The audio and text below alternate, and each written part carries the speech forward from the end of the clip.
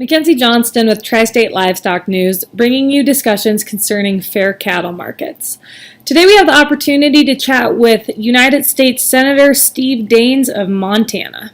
Can you tell me a little bit about your background and your involvement in agriculture? Yeah, sure.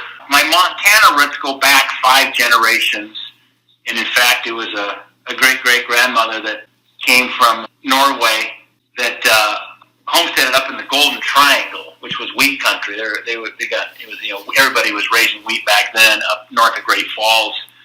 And the years went by, the family lost the homestead. I grew up as the son of a contractor, actually in Bozeman.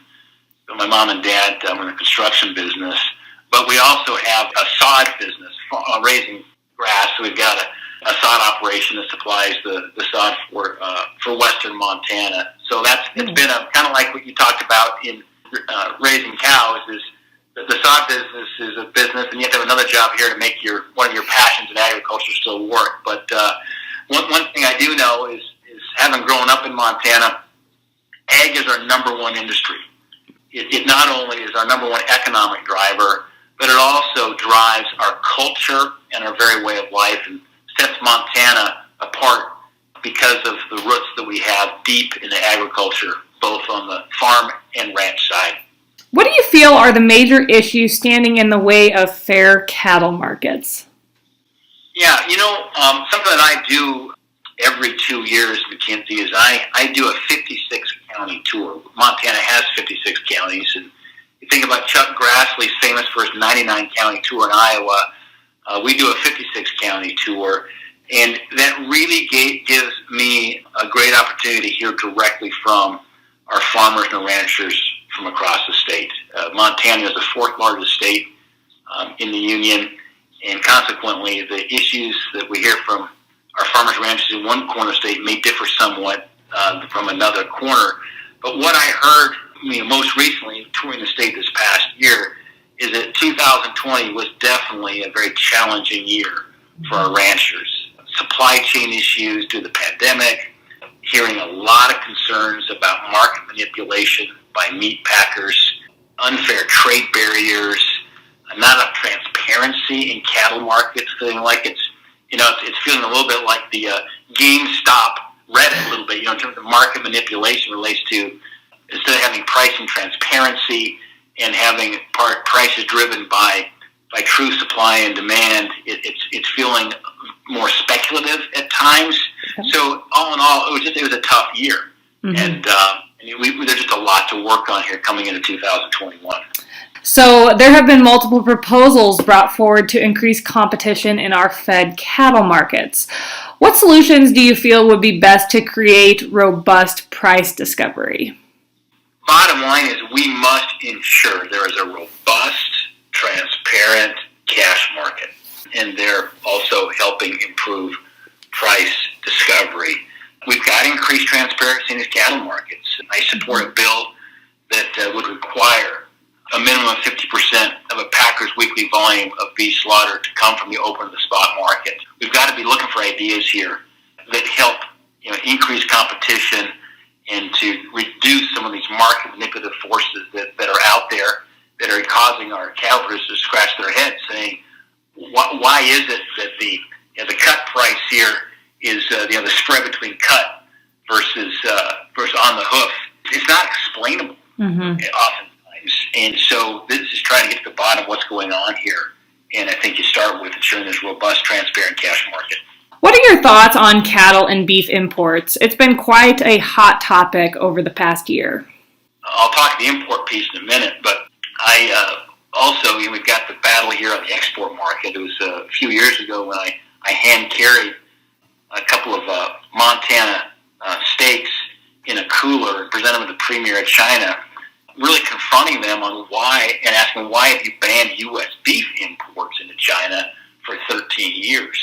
As you know, the history there was actually a mad cow disease issue that turned out to be a Canadian cow. It wasn't even a U.S. cow, but the Chinese banned U.S. beef because they could. And we really confronted them on them, and about 90 days later, they removed that ban on U.S. beef imports, and I literally gave these steaks to Zhang Bezheng, who was in the premier of China, and I accompanied it with a picture of the pasture last year that the calf was born in that particular state because we had the traceability. We wanted to show them that how well we controlled our quality and traceability of U.S. beef. And I told them it tastes a lot better than Australian beef, which has a distinct kangaroo flavor. He laughed when I told him that. But there's an export issue. Certainly helped drive demand up, and they want U.S. protein. They want U.S. beef. It's the best beef in the world. But on the import side, conversely, we have some of the highest food safety standards in the world, and it's very critical that any and all cattle and beef imports meet them before entering our market. I am concerned when I see what's going on, with some of the Argentinian beef. Talk about some other countries with Namibia and so forth. We've got to keep working with the USDA to ensure they continue this good work in keeping our food supply safe and has the tools necessary to block any cattle or beef imports that do not meet our standards.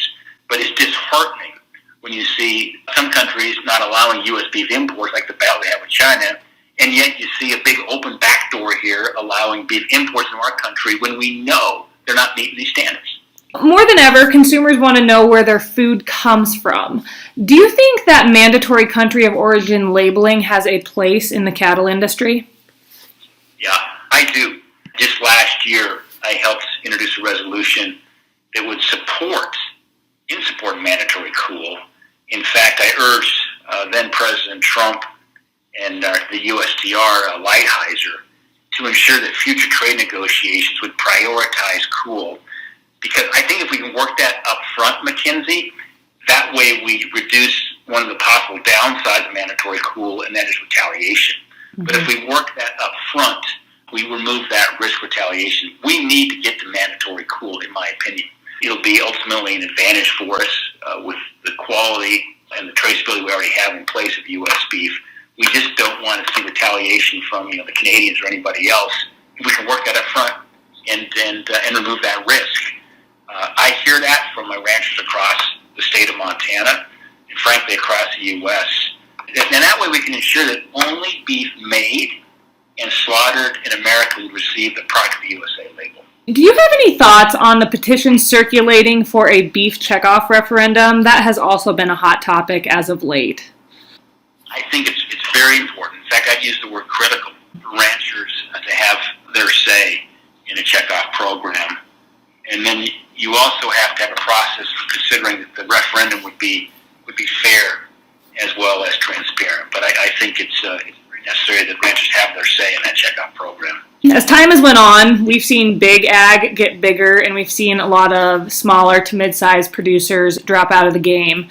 Do you think the cattle industry is in danger of becoming vertically integrated? I do. This consolidation of the industry is a real challenge. When I think about who I represent in Montana, I'm representing the little guy. I'm on the side of the producer. That's who's running the ranches across Montana, the producers. And the consolidation of the industry is a challenge. It's why I'll keep fighting for a full, thorough, and transparent investigation into the packers. Yeah. And these allegations of price fixing that we see in the cattle markets. My ranchers across Montana are very concerned. They're very upset. They're seeing manipulation in the pricing. They want to get to the bottom of it, and ensuring that there's transparency in the market, I think, is critical. Just bringing the voice of my producers across the state who are very concerned and believe that something isn't right in what's going on right now with prices. How do you think President Joe Biden's administration will affect the cattle industry or agriculture overall? Let's just say that President Biden is off to a terrible start. It doesn't seem like he's got command and control of policy at the moment. He's delegated that to, frankly, radical left-of-center thinkers. I think we've been stunned by the sudden lurch to the left that President Biden has taken. I was there on the west steps of the Capitol when he gave his inaugural address at noon, talking about unity and healing and bringing the country together. 6 hours later, he'd executed 14 executive orders that were driven by the far left and out of step with, I can tell you, where most Montanans are. So when I think about where he's at with the cattle industry, I will always remind him and anybody who will ever listen to me that agriculture is my state's number one economic driver. And we're going to have to keep this fight up for our farmers and ranchers, regardless of who's in the White House. I'm concerned about the Green New Deal. You've seen already, they killed the Keystone Pipeline. By the way, that directly affects my ranchers in Montana because that cuts across 6 of my eastern Montana counties, that pipeline. $80 million a year of tax revenue for those counties. These are the counties where my ranchers are sending their kids to school, where my ranchers are counting on law enforcement to be funded, where ranchers are counting on county road crews to grade the roads, to plow the roads, and that's $80 million a year of tax revenues lost with one swoop of the pen by Joe Biden 6 hours after he's sworn in. So if we think that these actions he's taken against the energy industry aren't going to affect agriculture, I think we're mistaken. It's not only tax revenues, but it's also ensuring we have low-cost inputs, right? Right. You think what this will do to the cost of energy, cost of fertilizer? We're already seeing spikes in fertilizer prices right now. Gas prices are going up. Oil prices are going up. That's going to have a direct effect on agriculture and ranchers because of higher input costs.